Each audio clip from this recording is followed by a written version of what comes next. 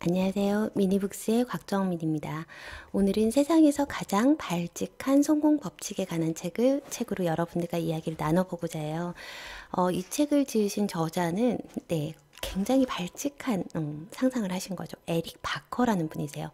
에릭 바커라는 분이신데 여러분들이 생각하는 일반적으로 성공의 사다리의 꼭대기에 올라간 사람들은 어떤 사람들이세요? 어떤 일을 했을 때 끈질기게 끝까지 할 수 있는 사람, 그 다음에 외향적으로, 도전적으로, 열정적으로 할 수 있는 사람, 그리고 뭐 멘토가 있어야 된다. 여러 가지 뭐 당연들하게 받아들이는 성공한 사람들의 법칙이라는 것들이 있었단 말이에요. 그런데 에릭 바커의 경우는 이 사람들이 왜? 도대체 이 사람들이 성공하였다는 게 진짜일까? 왜 아무도 틀렸다는 거 검증을 안 하지? 다를 수도 있잖아. 이 에릭 바커가 여러 직업들을 전전을 하면서 원래는 어디였냐면요. 펜실베니아 대학교를 졸업한 뒤 보스턴 대학교에서 MBA 과정을 밟고 UCLA에서 미술 석사학위를 땄대요. 졸업 후에 여러 가지 일들을 통해서 성공의 법칙이 너무 안 통한다라는 걸 깨달은 거예요. 우리가 알고 있는 성공의 법칙이라는 게 어떤 환경이라든지 여러 변수들에 의해서 통하지 않는데 왜 이게 당연하다고 믿는 거야? 라고 생각을 하면서 이런 의문을 가진 거죠. 당신이 성공 법칙이라고 믿었던 것들이 진짜일까? 검증된 거야? 라고 하면서 5년간 과학적 연구를 바탕으로 성공에 대한 칼럼을 쓰게 되고요. 그로 인해서 화제의 강연자가 되게 됩니다. MIT와 예일 등 아이비리그 대학교에서 초청을 받는 화제의 강연자가 된 거죠. 그런데 오늘은 재밌는 사례를 하나만 전달해드리고 여러분들이 당연하다고 믿었던 거, 나는 좀 끈기도 없는 것 같고 내향적인데 이래서 성공을 하지 못하는 걸까? 나 왜 끝까지 하지 못하지? 라고 자책하지 마시라고 여러분들한테 누구나 이런 감정들을 느낄 수 있고 이게 잘못된 것이 아니고 어떤 식으로 대응해야 되는지에 대해서 오늘 해결책을 알려드릴게요. 225페이지의 내용이에요. 세계 최고의 체스 챔피언을 흔든 슈퍼컴퓨터의 한 수래요. 여러분, 이거는 약간 소설 읽듯이 두근두근 들으셔야 되실 것 같아요.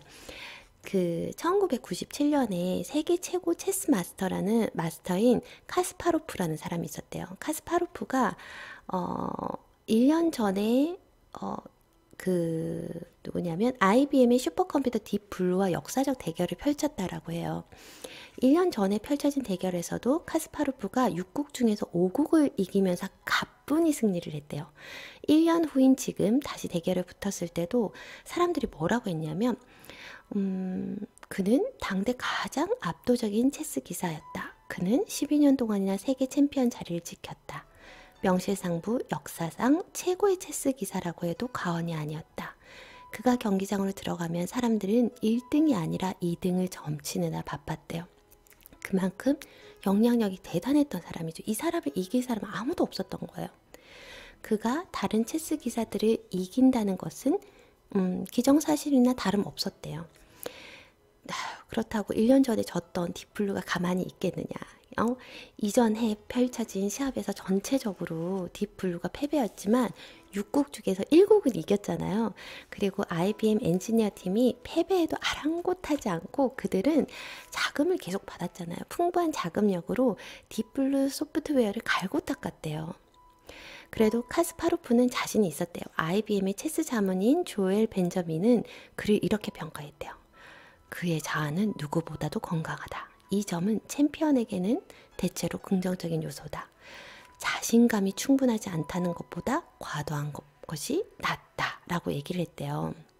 자신감이 넘쳐났던 거죠. 딥블루 쯤이야 하고 이렇게 생각을 했대요. 그러나 지금 이 순간 카스파로프는 당황해서 멈췄대요. 1국 44수째의 딥블루는 루크라는 건데요. 장기 차에 해당하는 말이래요. 이상한 쪽으로 옮긴 거죠.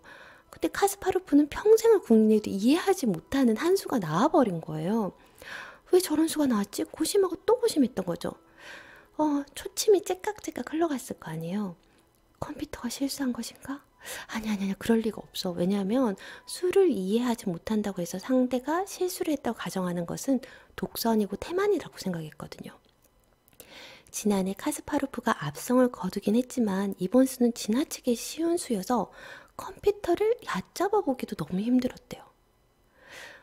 카스파로프는 세계 최고의 체스 챔피언인데 컴퓨터 수를 이해를 못한다라는 거는 누구도 이 수를 이해를 하지 못한다라는 것과 똑같거든요.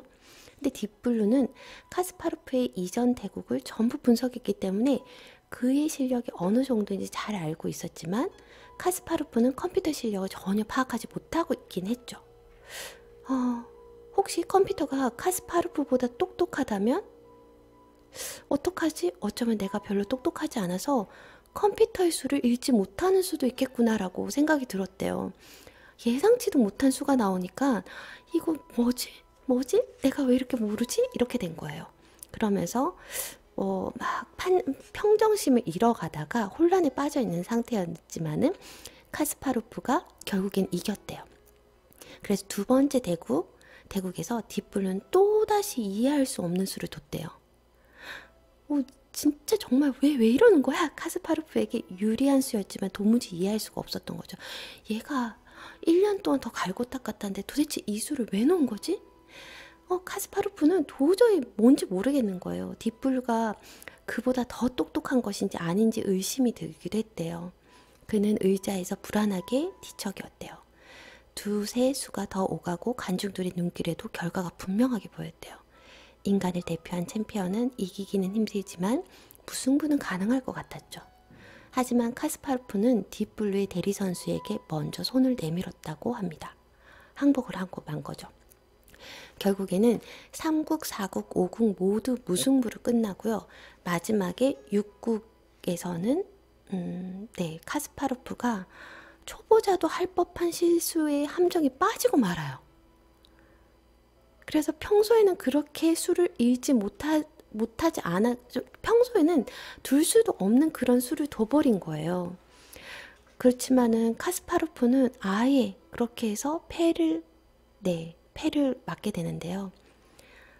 평소라면 그렇게 수를 읽지 못하지는 않았을 것입니다. 하지만 위축감이 그의 발목을 잡았습니다. 이렇게 해서 6국은 딥블루가 이겼고 카스파로프는 1승 3무 2패를 하고 말았대요.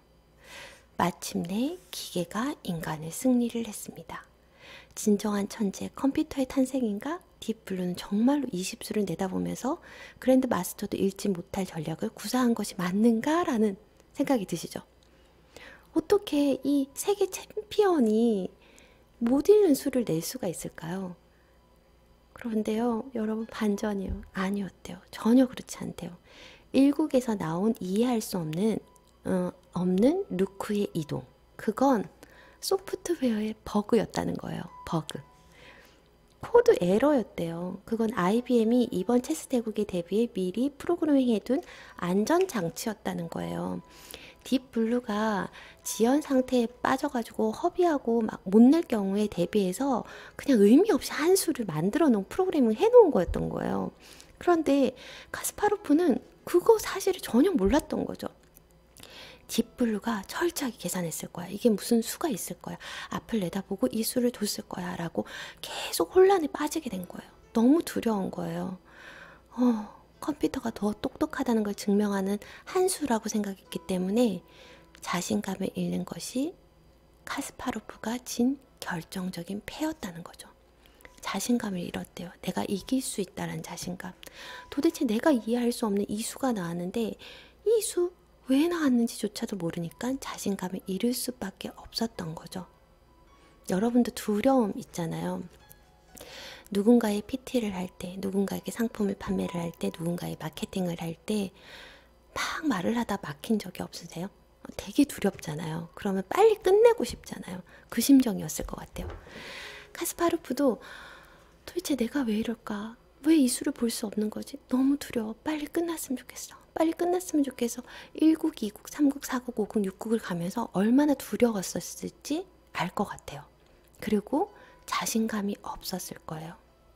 여기서 여러분 하나 얻으셨나요? 앞서 말씀드렸다시피 모든 연구 결과에서는 실력 있는 사람보다 자신감 있는 사람이 더 빨리 승진한다라는 우리가 알고 있는 일반적인 성공의 법칙이 있어요. 이 카스파르프도 자신감을 잃은 것이, 자기가 너무 두려워했던 것이 이 경기를 지게 만든 원동력이라고 할 수 있어요. 그런데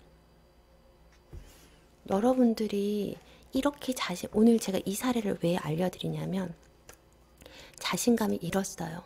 이 상태에서 빨리 벗어나고 싶어요. 그럼 어떻게 해야 될까요? 뭐가 맞을까요? 저는 이 책을 끝까지 다 읽기 전에 여기다 이렇게 메모를 해놨거든요. 질 것 같으면 빨리 벗어나고 싶을 것인데, 그게 인간의 마음인데 두려움이 나를 포기하게 만들지.